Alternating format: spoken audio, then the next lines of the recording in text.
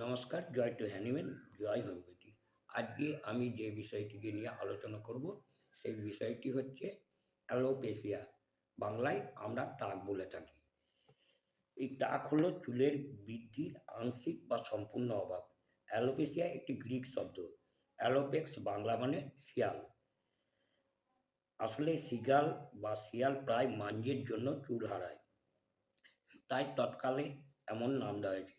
এটা একটা auto immune disease.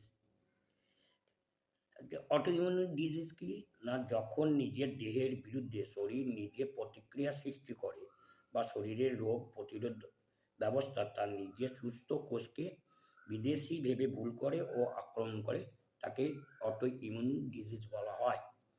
মানুষের মাথায় 1 থেকে 1.5 লক্ষ চুল থাকে। এর মধ্যে রোজ গড়ে 100টি চুল ঝরে যেতে পারে। আবার সুস্থ মানুষের একই পরিমাণ চুল গজায়। গজানোর চেয়ে বেশি পড়ে গেলে মাথা ফাঁকা হয়ে যায় বা টাক পড়ে। পৃথিবীতে 15 কোটি মানুষ অ্যালোপেশিয়া রোগে ভোগে। যদি সামান্য একটু জায়গা কয়েনের আকৃতিতে চুল পড়ে যায়, তাকে বলা হয় অ্যালোপেশিয়া এরিয়াটা। সারা মাথা ফাঁকা হয়ে গেলে তাকে বলা হয় অ্যালোপেশিয়া টোটালি। আর মাথার চুল সহ দেহের সবখানের সব লোম উঠে গেলে তাকে অ্যালোপেশিয়া ইউনিভার্সালি বলা হয়। গোঁফদাড়ির স্থানেও চুল ওঠাও রোগীও তাই অনেক পাওয়া যায়। চুলে শতকরা 97% কেরাটিন নামের প্রোটিন ও 3% জল দিয়ে তৈরি। এটি চুলের গড় আয়ু হচ্ছে 10 বছর, 8 থেকে 10 বছর। চিকিৎসক হিসাবে এটুকু বলা যায়, চুলের ফলিকুলের বৃদ্ধি চক্র ঘটে। প্রথমটি অ্যানাজেন, তারপরে সংক্ষিপ্ত ক্রমবর্ধমান পর্যায়ে ক্যাটাজেন, এরপরে সামান্য বিরতি দিয়ে আসে টেলোজেন পর্যায়। বিশ্রামের পর্ব শেষ হয়ে চুল পড়ে যায়, তাকে বলা হয় এক্সোজেন।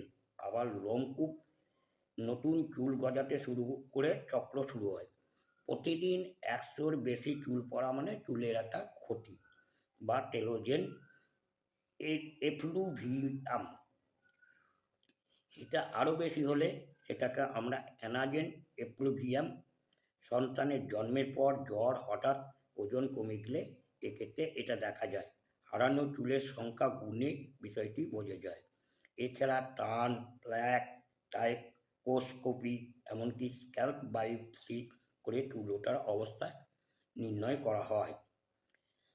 পুরুষদের টাক পড়ার প্যাটার্ন হ্যামিল্টন নরউড স্কেলে নির্ণয় করা হয়। পুরুষদের টাক পড়ার প্যাটার্ন হ্যামিল্টন নরউড স্কেলে এবং মহিলাদের স্যাভিন বা লুডডিক স্কেলে মাপা হয়। ভগবান বা প্রকৃতি চান পুরুষদের চুল ওঠাতে। পুরুষ প্যাটার্ন টাককে বলা হয় এন্ড্রোজেনিক, যা মহিলাদের বেলায় হয় না। যদিও চুল ওঠা নিয়ে মহিলাদের ক্ষেত্রেই মাথা ব্যথা বেশি থাকে। তবু তথ্য বলেছে 70 বছর বয়সী মহিলাদের শতকরা 40% অ্যালোপেশিয়ায় ভোগেন। মাথার এক বা একাধিক জায়গায় 1 থেকে 5 সেন্টিমিটার এলাকায় একসাথে চুল পড়ে গেলে বা মাথার সামনের অংশে চুল কমে গেলে দেরি না করে অবশ্যই আমাদের চিকিৎসকের কাছে যাওয়া উচিত। চুল পড়ার নানা কারণ হতে পারে। কতগুলো কারণের মধ্যে উল্লেখযোগ্য কারণ হচ্ছে জিনগত, মাথার ছত্রাক সংক্রমণ, খুশকি, থাইরয়েড, জন্ডিস, প্রেসারের ও রক্ত তরলীকরণের ওষুধ থেকেও হতে পারে। টাইফয়েড বা পিসিওএস, এটাকে পলিসিস্টিক ওভারি সিনড্রোম বলা হয়। জন্ম নিয়ন্ত্রণ বড়ির ও পার্শ্ব প্রতিক্রিয়ায় এটা হতে পারে। অ্যান্ড্রোজেনিক হরমোন, গর্ভাবস্থায়, প্রসব ও মেনোপজের দারুণ চুল উঠে যায়। তাছাড়া টেনে চুল বাঁধা, চুলে বারবার বিভিন্ন রকম রং বা ব্লিচ করা, এটাও একটি কারণ। অপুষ্টি, বিশেষ করে আয়রন ও প্রোটিন কম গ্রহণ করা, এটি আরেকটি উল্লেখযোগ্য কারণ।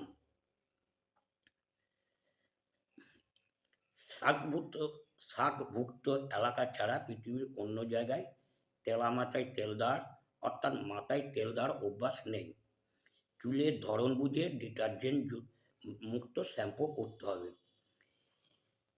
বিভিন্ন প্যাকেজের ট্রিটমেন্ট থাকতেই পারে, সে বিষয়ে আমি কিছু না বলে, আমি যেহেতু একজন হোমিওপ্যাথ চিকিৎসক, তাই বলবো যে এই অ্যালোপেশিয়ার রোগে হোমিওপ্যাথিতে যদি টোটালিটি অফ সিমটম অনুযায়ী চিকিৎসা করা হয়, অবশ্যই আপনি এই সমস্যা থেকে মুক্ত পেতে পারেন বা মুক্ত হতে পারেন। তাই আপনাদের কাছে আমি বিনীত অনুরোধ করি, আপনারা যদি এই ধরনের সমস্যায় ভোগেন, অবশ্যই আপনার নিকটবর্তী এলাকার একজন হোমিওপ্যাথ সুচিকিৎসকের কাছে যান। তিনি আপনার এই সমস্যার সমাধান অবশ্যই করবেন।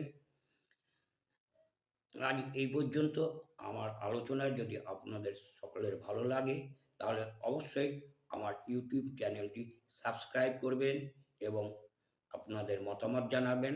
আপনাদের মতামত জানালে আমি নিজেকে গর্বিত ও মনে করব। সর্বশেষে আমি হ্যানিম্যানের চরণে শতকোটি প্রণাম জানিয়ে আপনাদের সুস্থতা কামনা করি। আপনারা সকলে ভালো থাকুন, সুস্থ থাকুন, আনন্দে থাকুন। এই বলে আমি আজকে আমার ভিডিও শেষ করছি।